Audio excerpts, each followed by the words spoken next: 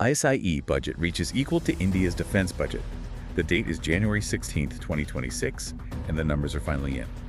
Subscribe to Defense Reports, your go-to source for timely, in-depth military and defense reports.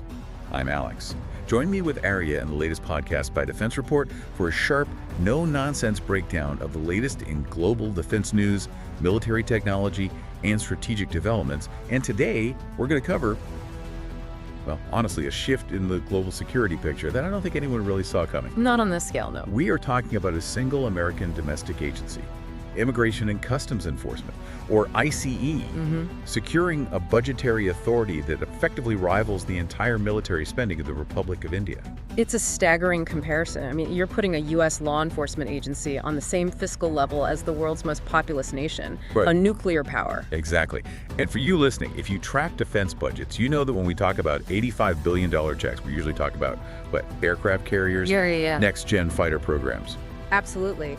But today, we have to unpack the One Big Beautiful Bill Act, the OBBBA. Right, the one signed last July. We really need to dig into how a domestic deportation force has just been given the fiscal weight of a major military. And it's not just about that top-line number, is it? We're going to get into the reality of this thing. We're talking about a $75 billion supplemental fund that's been handed over with almost no strings attached. What many in D.C. are calling the ultimate slush fund.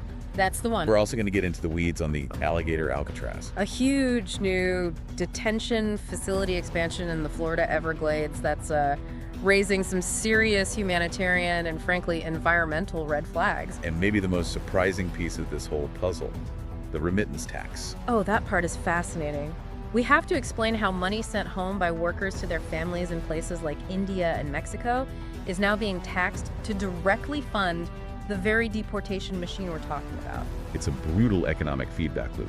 Plus, we have to put all of this in context. I mean, this internal buildup is happening while the war in Ukraine is at a critical point. And while tensions are boiling over in the Indo-Pacific, it really does beg the question, is the U.S. just retreating into a kind of Fortress America model? That is the big question. So let's dive into the numbers. Let's do it. All right, let's start with the sticker shock. The OBBBA was signed July 4th, 2025. We've had some time to digest it, but the CBO scoring just dropped this morning. And the headline is this $75 billion supplemental for ICE.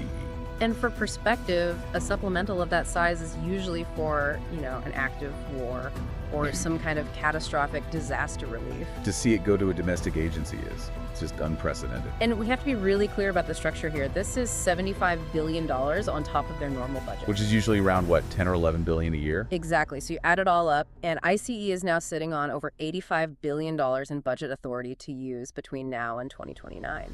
And budget authority is the key phrase there. It means the credit line is open right now, even if they don't spend it all this year. Right. It's what they call no-year money in a lot of respects. They have the authority to commit those funds today. And when you compare that $85 billion to the rest of federal law enforcement, I mean, the scale is just distorting. It's bigger than the FBI, the DEA, the Bureau of Prisons. All of them combined. That is a massive shift in federal priorities. And the FBI is actually facing cuts in this same budget. They are job losses, attrition. So we are actively, consciously deprioritizing federal investigations and counterintelligence to pour money into removal logistics. And the critique coming from the appropriations committees, or at least the minority party, is the total lack of guardrails. That's the slush fund part. Usually when Congress gives out $75 billion, say for Ukraine aid, it's all line itemed. X for ammo, Y for training. But this bill, it just has a section that basically says the money is for enforcement and removal operations. It's a blank check.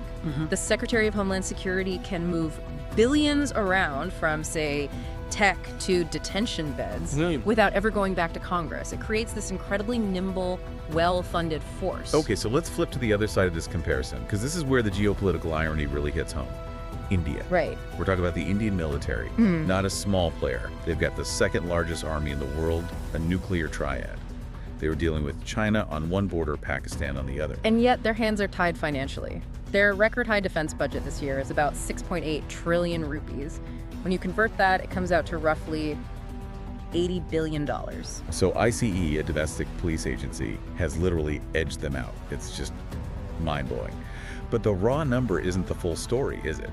India's military is famously personnel-heavy. That's their fat versus muscle problem. It's a huge issue. Over half of their entire defense budget just vanishes into salaries and pensions. Gone before they can buy a single bullet. Pretty much. Pensions alone eat up nearly a quarter of it. That's almost $19 billion going to retired personnel. Whereas ICE, even with its new hires, doesn't have a century of pension obligations dragging it down. This OBBBA money is for buying stuff. Exactly. India is left with only about 26% of its budget for capital outlay, for modernization, for buying new jets, new drones, new subs. Which comes out to what, about 21 billion? Roughly. So IC has effectively 3 or 4 times that amount available for its own modernization. And this is happening when the whole idea of a peace dividend is dead and buried. You see NATO countries scrambling to hit 2–3% of GDP on defense because of Russia. Everyone is rearming, but India is fiscally paralyzed by its own legacy costs. And look at their R&D. The DRDO, their research wing, gets less than 4% of the budget. They are starving their future to pay for their past. While IC is about to go on a massive shopping spree for cutting-edge surveillance tech. It's a perfect case study. A legacy military getting crippled, while a new, well-funded force can just buy the latest and greatest off the shelf. So let's get into that shopping list. Because if you give an agency $85 billion, they have to spend it on something. They're not buying aircraft carriers, but they're building an empire. An empire of infrastructure, yeah. It's an infrastructure for containment and logistics. The biggest single item is detention capacity. A whopping $45 billion is set aside to hit a target of 100,000 detention beds. Which is a huge jump. I mean, historically, we've been at what, 30, maybe 40,000? Exactly. This is a triple-digit percentage increase. And to do that, they need a construction boom. This is where the alligator Alcatraz comes into play. Right. The bill specifically authorizes building these facilities in remote areas, like the Florida Everglades. And the reports on this are concerning. Critics are saying building high-density detention in a swamp is a humanitarian and environmental disaster just waiting to happen. But it sounds like a massive windfall for the private sector. Oh, absolutely. 90% of ICE detainees are in private prisons. The stocks for GEO Group, Core Civic, they've been soaring. This $45 billion is basically a guaranteed revenue stream for that industry through 2029. And the goal isn't just to lock people up. The stated goal is 1 million deportations a year. The logistics of that, it's staggering. It requires an air force, and that is quite literally what they are building. $30 billion is for logistics and personnel. They're hiring 10,000 new officers, sure. But the deportation throughput part of the budget is where the real money is. Acquiring aircraft, leasing charters. Setting up flight operations centers, let's just pause on that. To move 1 million people, you need landing rights, diplomatic clearances, fuel, pilots. This isn't law enforcement anymore. It's a global logistics chain. It is. It's a logistics chain that rivals FedEx, but for moving human beings against their will. It requires a level of coordination you usually only see in a military deployment command. And then there's the tech. What's ICE buying with its surplus? They're building a digital panopticon. 2 main systems are getting huge cash infusions. First is Raven. It's a platform for automated screening and vetting. It uses AI to scrape data, social media, public records, you name it. So algorithmic targeting to find people. Essentially. Then there's HART, Homeland Advanced Recognition Technology, a massive biometric database.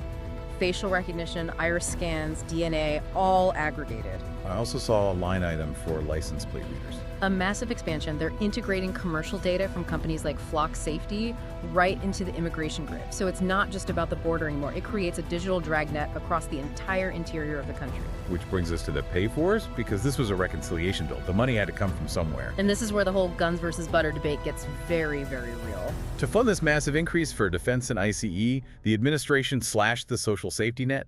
Medicaid took a 12% cut. That's nearly $1 trillion over a decade. Which is going to put enormous strain on state budgets and ERs. S&P food stamps was cut by $187 billion. The CBO thinks 4 million people will lose food assistance. And student loans were cut too. By $320 billion, the trade-off is explicit. We are treating healthcare and food security for detention beds and deportation flights. But there's that one revenue generator in the bill that is just... it's cynically brilliant in a way. the remittance tax. It is. It's a 1% excise tax on all cash remittances sent abroad. So if a worker sends $500 home to their family in Mumbai or Oaxaca, the federal government skims $5 off the top. And the irony is just, it's almost too perfect. The top 2 countries receiving remittances from the U.S. are Mexico and India. Correct. So think about the Indian diaspora here. They send money home to support their families, and now that very money is being taxed to fund the agency that is now outspending their home country's military. It's a self-funding enforcement loop. It is, and it's economically risky. Taxing these flows can destabilize those economies, which could actually drive more migration in the long run. It's a potential feedback loop. Plus the new fees. $100 to apply for asylum, $550 for work authorization, and a $5,000 apprehension fee. How is that even enforceable? It's likely a debt that just hangs over people's heads forever, preventing any future legalization. It literally monetizes the act of being arrested. I want to zoom out to the bigger picture here, because our listeners are here for defense analysis. We're talking about this in 2026. The war in Ukraine is still grinding on. How does this impact our support for Kyiv? And that's a key takeaway. The U.S. has not abandoned its external commitments. The OBBBA also included a $150 billion boost for the DoD, and specifically it carved out $48.4 billion in supplemental aid for Ukraine. So we are still sending artillery shells, air defense, financial aid. We are, and that is critical. I think the administration recognizes that with Russia on a full war footing, pulling the plug on Ukraine would be a strategic catastrophe for NATO. So we're trying to do it all. We're funding a high-intensity war in Europe, building a fortress at home, and pivoting to Asia? That's the expensive juggling act. The bill includes over $11 billion for Indo-Pacific infrastructure, hardening airfields, preparing for a potential conflict with China. So guns, butter, and borders, except we cut the butter. That's a good way to put it. We're seeing a total security state, but the paradox remains. India, our key partner against China, is financially stuck. They want self-reliance, but can't afford the R&D. Meanwhile, we're spending India-level money just to police our own interior. It really signals a shift in what Washington considers a primary threat. For decades, it was Soviet tanks. Now the budget says an undocumented migrant is a threat on par with a hostile nation. That's the redefinition. When you give a domestic police force the fiscal power of a major military, you're saying internal control is a Tier 1 national security priority. It's central to American power now. Which raises the question of sustainability. Can you run a global superpower that spends $85 billion on deportation logistics while also carrying the weight of NATO and the Indo-Pacific? History suggests that Fortress America usually comes at the expense of global influence. If you're so focused inward, are you missing the bigger strategic shifts in the Taiwan Strait or the Arctic? That's the ultimate trade-off, isn't it? It is. And for you, the listener, the final thought is this. Budgets are moral documents. They tell you what a nation truly values. And the U.S. has just decided that the logistics of removal are as valuable as the entire defense of the world's largest democracy. And in a world filled with real kinetic threats, from the trenches of the Donbass to the high Himalayas, is building an $85 billion internal army, the smartest bet for our long-term security? It's a sobering question. One we'll be watching very closely. Incredible breakdown, as always. Thanks. You've been listening to Defense Report by Alex and Arya, where we analyze the latest in military strategy, global defense, and advanced weaponry. Subscribe to Defense Reports, your go-to source for timely, in-depth military and defense reports. We'll catch you next time.